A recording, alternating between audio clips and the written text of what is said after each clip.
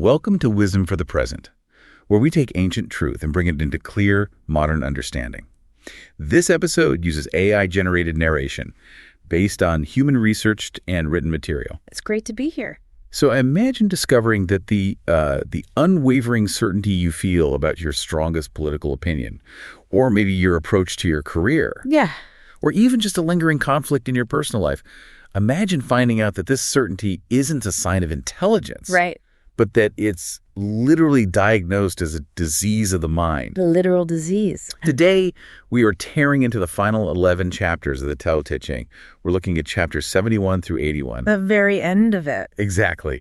And I know you might be wondering, how does an ancient text about knotted cords and buff coats have anything to do with my inbox or my commute? It sounds totally disconnected, on the surface. Right. But we are looking at the ultimate conclusions of this text, not as some dry history lesson, but as a scalpel. A scalpel's a great way to put it. We want to dissect the mechanics behind these concepts. How do they actually function in human psychology today? Because if you strip away the historical distance, the author is diagnosing the exact neurological and sociological traps we find ourselves in right now. Oh, absolutely. These final chapters systematically deconstruct our deepest assumptions about power, control, justice, and, satisfaction. So let's dive right in. We begin exactly where that miscalibration starts, which is in the mind. Right, the mind. Chapter 71 opens this final sequence with just a jarring claim. It states, to know and yet think we do not know is the highest attainment.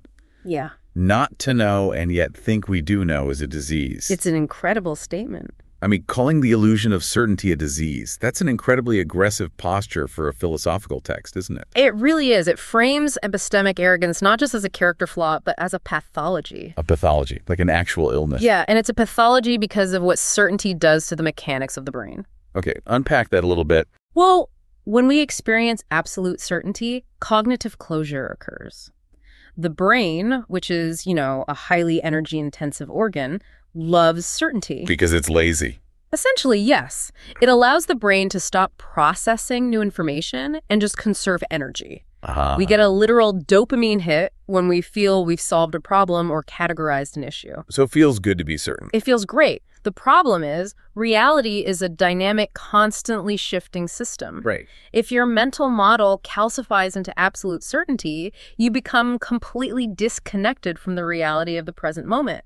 You lose the ability to adapt. But wait, I want to push back on this framing immediately. There's a real friction here for modern listeners. Oh, sure there is. Because we operate in a society built on the acquisition and assertion of knowledge. Yes, we do. Like a surgeon needs certainty before making an incision, right? An engineer needs certainty about load-bearing physics. Absolutely. If I'm leading a team and I adopt a posture of, I think I do not know, that doesn't inspire confidence. It reads as incompetence. Right. People would look at you like you're crazy. So how does this text differentiate between necessary operational confidence and this disease of certainty? It's a vital distinction. The text isn't advocating for willful ignorance or the abandonment of technical expertise. Okay. The ancient Chinese context here is super crucial. The author was writing during the Warring States period. Which was incredibly chaotic. Exactly. An era defined by chaos, shifting alliances, endless bloodshed. Just a mess. And within that chaos arose the 100 schools of thought. You had an entire class of traveling persuaders. Like ancient political consultants. Pretty much. Sophists and strategists moving from court to court. They made their living by projecting absolute, unshakable certainty to rulers. So they were selling snake oil, basically. They sold cures for the state's problems. And the author of the Tao Te Ching is looking at these confident experts and realizing their rigid doctrines are actually escalating the violence. Because everyone is just clashing with their absolute truths. Exactly. So the disease isn't knowing how to build a bridge. Right. The disease is the ideological certainty that your worldview is the only valid architecture for reality. I see. So it is about intellectual rigidity versus intellectual fluidity. Yes. The engineer knows the math, but the master engineer knows the math might fail under unforeseen seismic conditions. So they build in margins of error. They retain a sliver of doubt. Precisely. It is epistemic humility. And chapter 71 continues by saying, it's simply by being pained at the thought of having this disease that we are preserved from it. Wait, the cure is the discomfort. Yes. Recognizing your own arrogance is painful. Realizing you might be entirely wrong about a deeply held conviction induces cognitive dissonance. Which literally hurts. It actually registers in the brain as physical pain. But that pain acts as an antibody. Oh, wow. The sage cultivates the capacity to endure the pain of not knowing, whereas the diseased mind violently rejects ambiguity to protect its ego. That completely reframes the modern landscape. We are surrounded by an infrastructure designed to eliminate that pain and feed the disease. Social media algorithms. Right. The entire architecture of the modern internet is built to validate our existing certainties. It feeds you what you already believe. And you get rewarded with engagement for displaying absolute unyielding conviction on really complex global issues. Within minutes of a headline dropping, people have their hot takes. Exactly. If you post, like, I see the data, and yet I feel I do not fully understand the context, you get penalized by the algorithm and ignored by the crowd.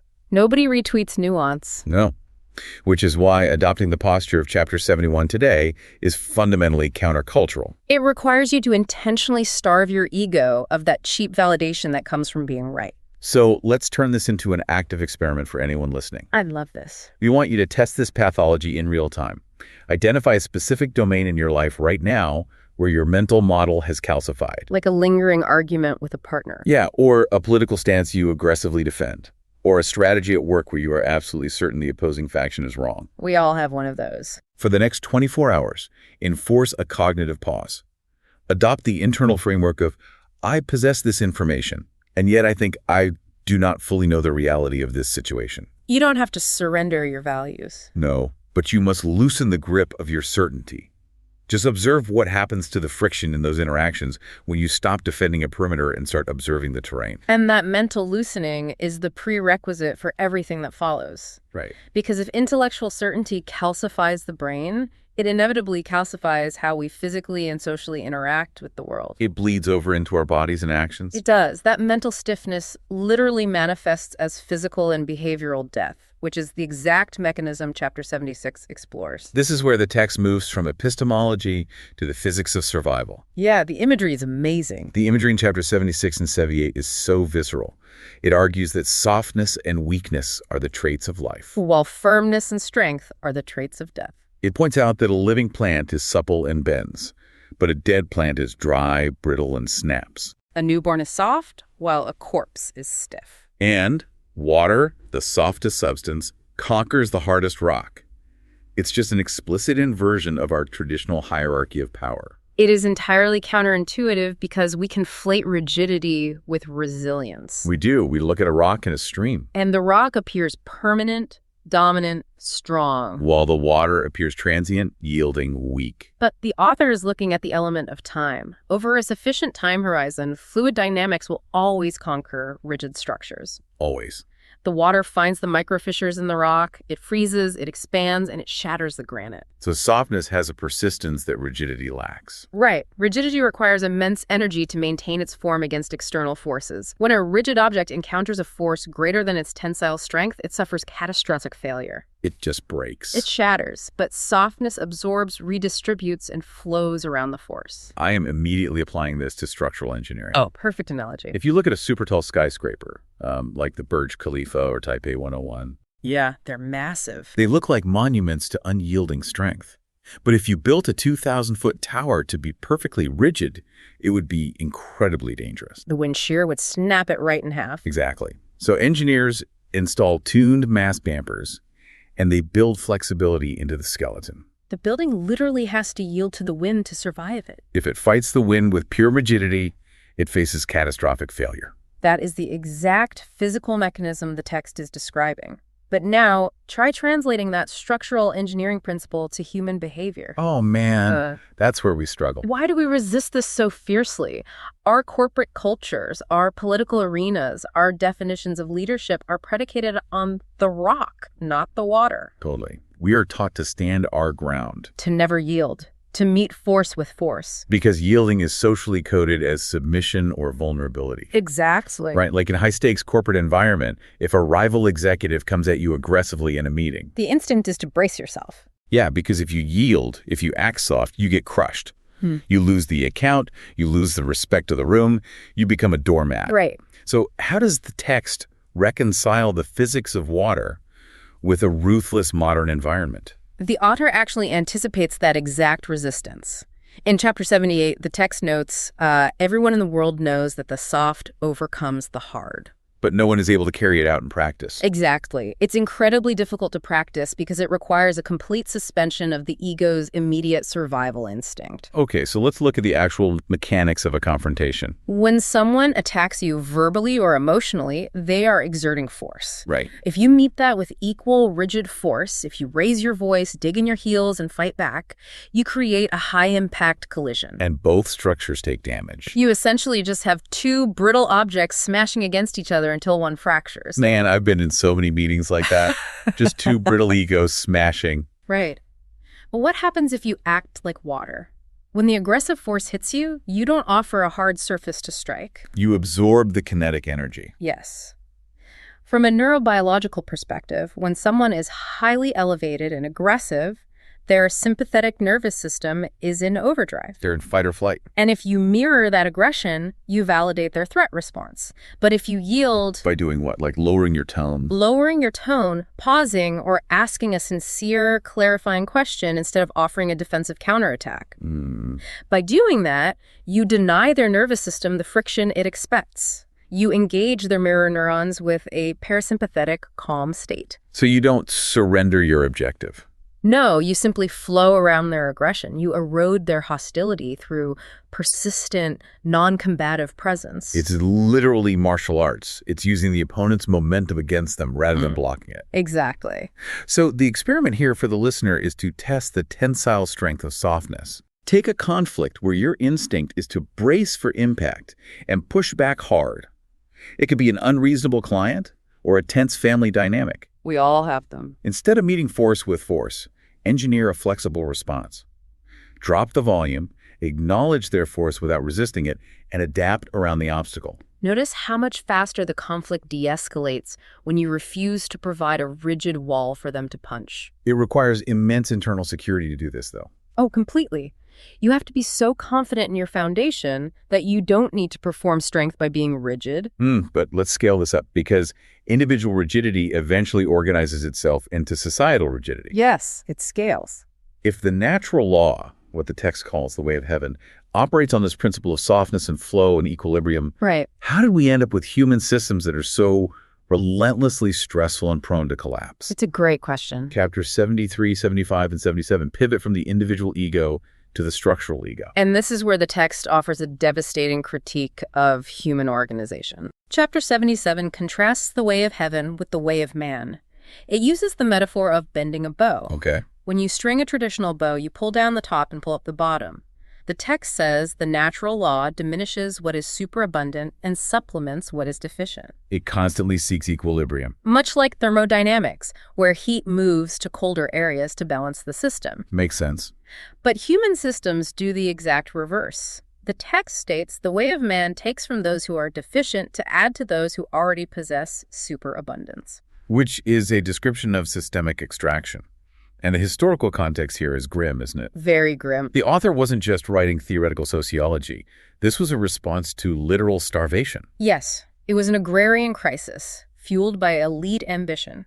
Rulers of the warring states were levying crushing taxes on the peasantry to fund massive armies and construct extravagant palaces. And maintain luxurious courts.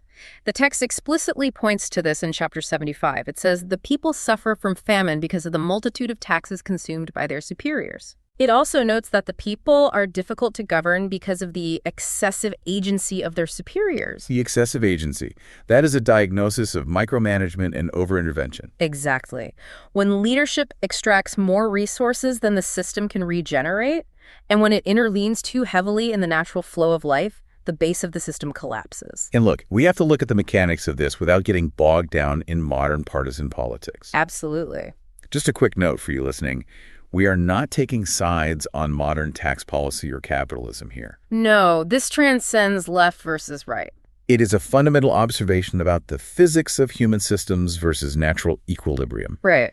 Whether you are analyzing a massive corporate bureaucracy, a fast-paced startup, or just societal pressures at large, human-engineered systems are almost entirely driven by the demand for infinite growth. And to achieve infinite growth in a finite environment, The system must become extractive. It takes the time, energy, and mental health from the deficient bottom to reward the superabundant top. And the text predicts the exact outcome of that extraction.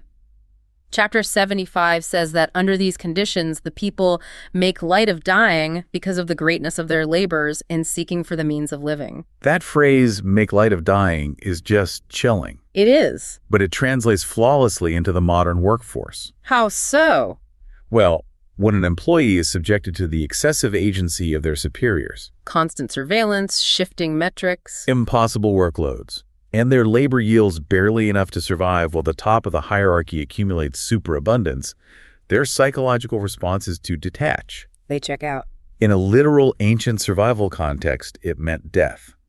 In a modern corporate context, making light of dying is quiet quitting. Yes, it is profound burnout. It is the employee who becomes so depleted that they simply stop caring if the project fails or if they get fired. The threat of termination loses its power because the daily labor is already intolerable. Exactly. But we must apply wisdom with discernment to this ancient critique, too. Because the author's tone can read as deeply anti-institutional, suggesting that any form of governance or organization is inherently corrupt. Like we should all just move to the woods. Right, and we shouldn't necessarily interpret this as a mandate to dismantle all hierarchies and embrace anarchy. So what's the enduring insight? It's a warning about the thermodynamics of leadership. If you are in any position of authority, a manager, a community leader, a parent, you must recognize that your intervention has a cost. Every time you exert agency, every time you micromanage or extract value for your own ego, you introduce friction into the system. Over time, that friction burns the system down. So the alternative is to mimic the way of heaven. Chapter 77 says the true sage gives their superabundance to the world without claiming the results. They do the work, they achieve merit, but they don't rest in it. They don't demand a trophy or a monument. It is the ultimate subversion of the extractive mindset. Instead of pulling resources up the hierarchy, the sage leader pushes resources down to the areas of deficiency. And crucially, they do it invisibly. Invisibly. Yes. That is the challenge for you listening. Analyze your own ecosystem. Where do you possess a superabundance? It might not be capital. Right. It could be a superabundance of experience in your field, or a surplus of free time, or just an unusually high capacity for emotional regulation and empathy. That's a huge one. The challenge is to identify a deficiency in your network, like a junior colleague who is drowning in work, or a friend experiencing a crisis, and transfer your superabundance to them. But here's the critical mechanism. Do it without leaving a receipt. Do it without ensuring your boss knows you helped, without posting about your generosity. And without expecting perpetual gratitude from the recipient. That invisible transfer of energy restores equilibrium. But inevitably, equilibrium gets disrupted. Yeah. Systems fail. People betray each other. Wrongs are committed. Yeah. And when that happens, the immediate human reflex is to reassert control through punishment. We want retribution. Of course we do. This brings us to chapters 72, 74, and 79, where the text issues a profound warning against playing God. The logic in chapter 74 is cold and brilliant. It asks, if people do not fear death, because their lives have already been made miserable by the extraction we just talked about, what is the point of threatening them with death to frighten them? Extreme deterrence fails when the baseline of existence is already intolerable. But the text goes deeper into the personal psychology of vengeance, introducing the metaphor of the great carpenter. I love this metaphor. It says that taking the execution of justice into your own hands is like trying to hew wood in the place of a master carpenter. If you swing the axe without the master's skill, you will inevitably cut your own hands. It is an incredible metaphor for the collateral damage of revenge. Cut your own hands. The text posits that there is a natural order, a one who presides over the infliction of death, or what chapter 73 calls the net of heaven. The net of heaven. This net has wide meshes, but nothing escapes it. This aligns with many ancient concepts of karma or natural consequences. The author is observing that the universe has an inherent balancing mechanism. When a human being, driven by anger, cortisol, and a wounded ego, bypasses that natural mechanism and attempts to force justice. They lack the omniscience to do it cleanly. Precisely. You swing the axe of retribution, and the psychological and social blowback damages you. You cut your own hands? Okay, I am going to push back hard on this. I figured you might. Because this sounds like a recipe for moral passivity. Yeah. If the net of heaven is so wide and slow, bad actors can operate with impunity for years, causing immense damage. They often do. If a sociopathic leader or a toxic executive is destroying a company or a community, am I supposed to just sit back, watch the destruction, and wait for the universe to eventually balance the scales? It feels wrong, right? It feels like relinquishing the axe is abandoning the responsibility to protect others. How does the text differentiate between protecting the community and destructive vengeance? That is the ultimate tension, and it is why we must read Chapter 74 in tandem with Chapter 79. Okay, how so? The text is not arguing against the existence of protective boundaries or societal laws. It is targeting the internal spiritual rot that occurs when we tie our own peace to the extraction of a debt. The internal rot. Yes. Chapter 79 discusses the aftermath of a massive conflict. It says, when a reconciliation is effected after a great animosity, there is sure to be a grudge remaining.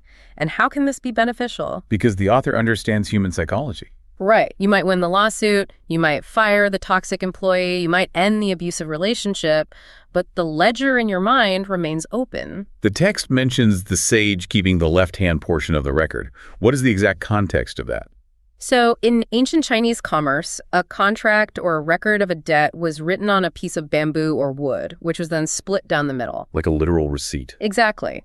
The creditor kept the left half and the debtor kept the right half. When the debt was to be settled, the two halves were brought together to prove the match. The text says the sage keeps the left-hand tally, meaning they acknowledge the reality of the wrong, they don't live in denial or pretend the debt doesn't exist. They hold the proof. They know they were wronged. But crucially, they do not insist on the speedy fulfillment of it. They do not let the extraction of that debt consume their existence. Because if you spend your life hunting down the debtor to force them to pay, you are still bound to them. The debt controls you. Think about the modern translation of this. We live in an era of obsessive ledger keeping. Cancel culture, internet mob justice. The hyper-scrutiny of every misstep. We are a society that loves playing the great carpenter. We keep meticulous records of every time someone wronged us, slighted us, or held an opposing view. And we hold these split bamboos over our partners, our friends, and public figures. And we demand the universe balance the scales immediately, exactly how we envision it. And what is the biological cost of that?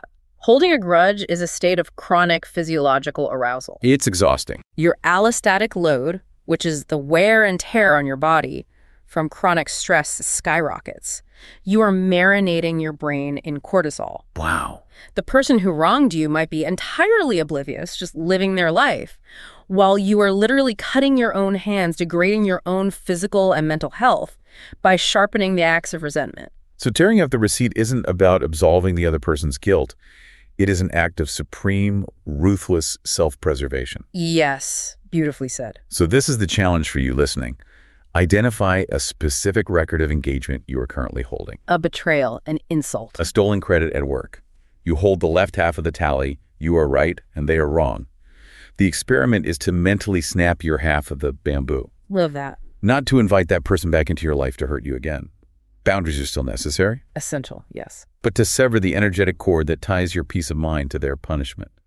Drop the demand for repayment so you can walk away with your own hands intact. It frees you from the past. And once you strip away the intellectual arrogance of certainty, and once you release the physical rigidity of the ego, and you stop extracting from others, and you put down the axe of vengeance, what is actually left? That's the big question. If you clear all of that away, what is the baseline of a good life? This brings us to the radical and deeply controversial vision of Chapter 80. Oh, Chapter 80 paints a picture of a utopia that feels almost aggressively regressive to a modern ear. Very regressive. The author envisions a small state with a small population. He says that even if the people had the technology to do the work of 100 men, they wouldn't use it. They have boats and carriages, but no desire to travel in them. They have armor and weapons, but never display them. Yeah. He says they would return to the use of knotted cords instead of writing. They find plain food sweet and coarse clothes beautiful. And then the most striking image. There could be a neighboring village so close that you can hear their dogs barking and their roosters crowing. But the people would grow old and die without ever having the desire to go visit that neighboring village. It is a vision of absolute, unshakable localism and extreme simplicity. And I struggle with this immensely. It feels Luddite. It feels isolationist. I get that. Because as a modern person, I value global connectivity.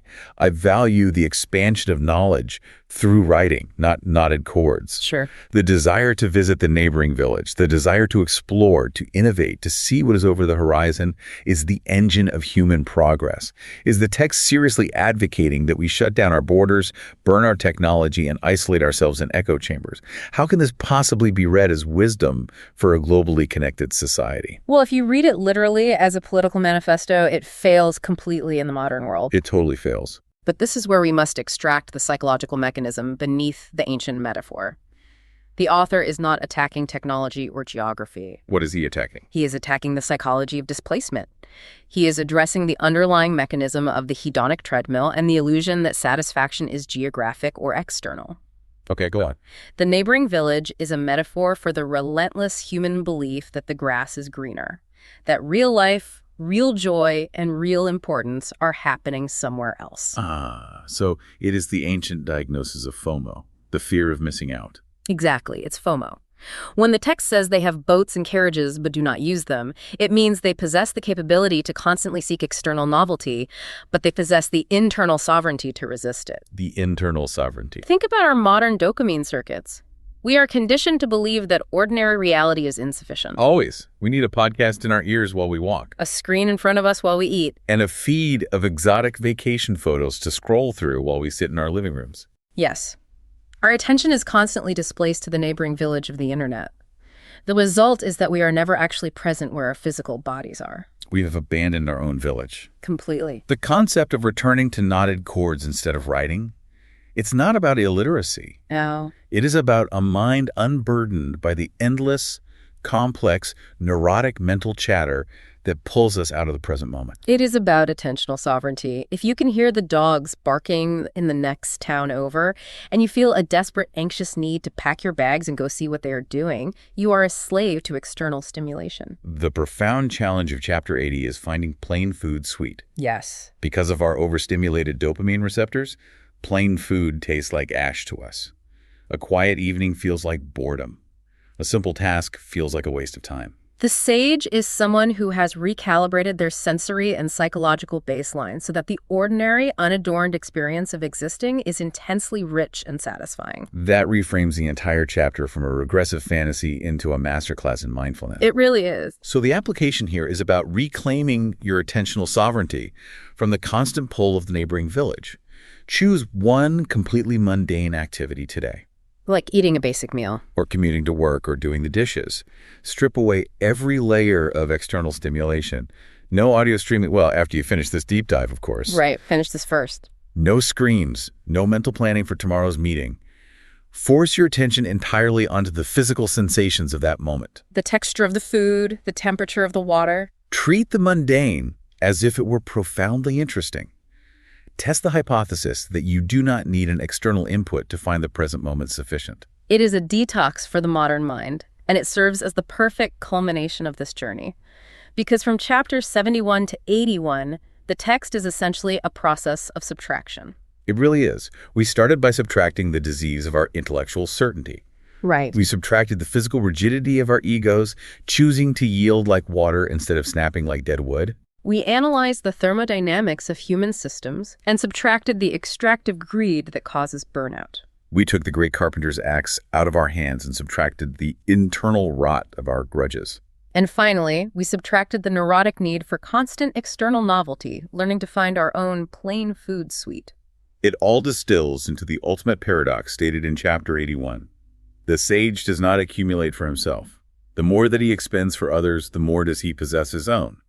The more that he gives to others, the more does he have himself. By relinquishing the desperate grip on control, knowledge, and accumulation, you actually gain access to the reality of the world as it is, not as your ego demands it to be. Wow.